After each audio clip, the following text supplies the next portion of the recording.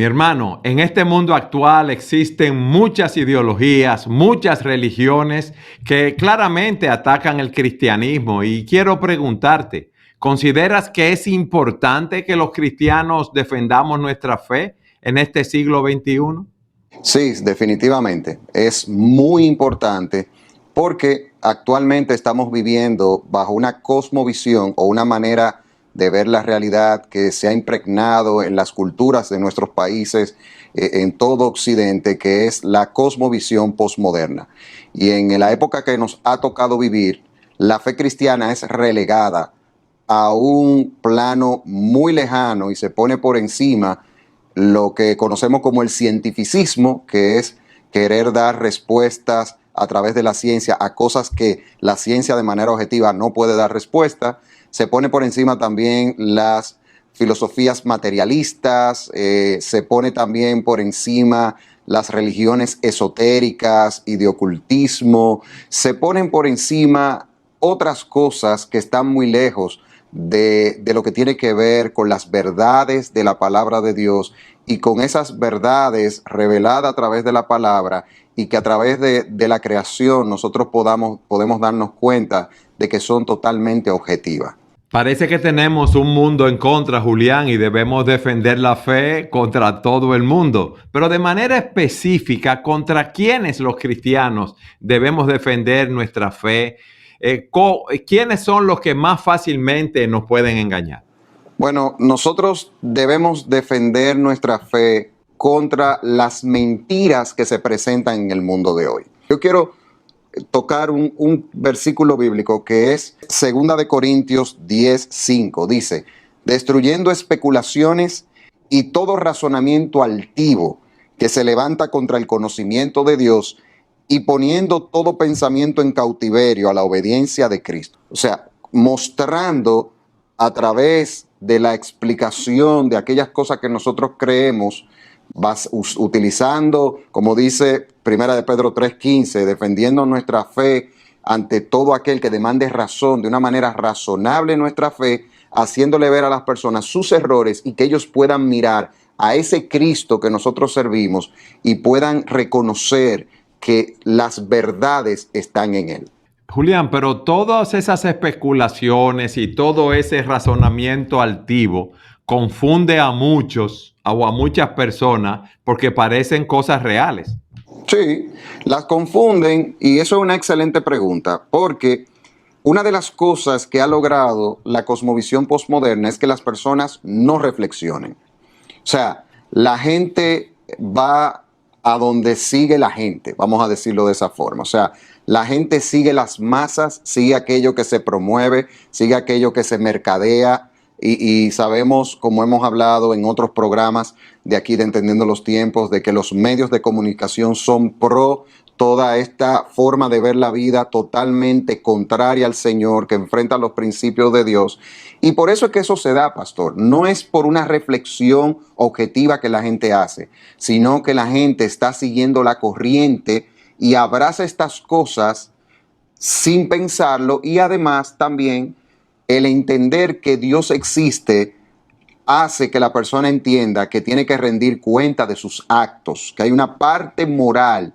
El aceptar la existencia de Dios es reconocer que tenemos que rendir cuenta de nuestros actos y el pecado hace que la gente quiera vivir la vida como le da el deseo y no le importa reflexionar mucho, sino seguir con lo que como el mundo va, así va la gente. Las personas que no conocen del Señor ni le interesa buscar de Dios. Bueno, tú sabes que hay un texto que dice que hay camino que al hombre le parece derecho y su fin es camino de muerte. Y hay muchos transitando por esa senda ancha que lleva a la perdición. Para destruir esas especulaciones y ese razonamiento altivo que es anti Dios, debe haber una obra del Espíritu Santo dando entendimiento a las personas, porque tú puedes citar ese versículo, tú puedes citar otros versículos que tú muy bien conoces y muy bien dominas, pero si no es Dios que ilumina la mente de esa persona, nunca lo van a poder entender. Sí, estamos de acuerdo. Y de hecho, la defensa de la fe, lo que nosotros hacemos a través de la apologética es, digamos, limpiar el camino para nosotros poder compartir con las personas lo que realmente puede atraerlos a Dios, que es el Evangelio de Jesucristo, las buenas nuevas de salvación. O sea, nosotros no defendemos la fe esperando que la gente cambie de parecer, sino que confiamos en que el Dios que nosotros le servimos tiene el poder de cambiar a las personas, porque definitivamente es como usted dice, creemos que la salvación es del Señor y lo que nosotros somos es un instrumento para al fin y al cabo nosotros poder llevarle ese mensaje de esperanza, y si es la voluntad de Dios, estas personas van a venir a la fe de nuestro Señor Jesucristo. Porque si hay algo que es una realidad, Julián, es que ahora más que nunca será por la difusión que tenemos a través de todos los medios, que se ven muchas especulaciones, muchos razonamientos altivos que son completamente anticristianos en todos estos movimientos que estamos viendo a nivel mundial y que son promovidos por grandes instituciones, organizaciones, ONGs a través de todo el mundo y quieren implementarla, como diríamos, a la fuerza en los diferentes países. Sí, y al final eso, lo que el ser humano se está es autodestruyendo.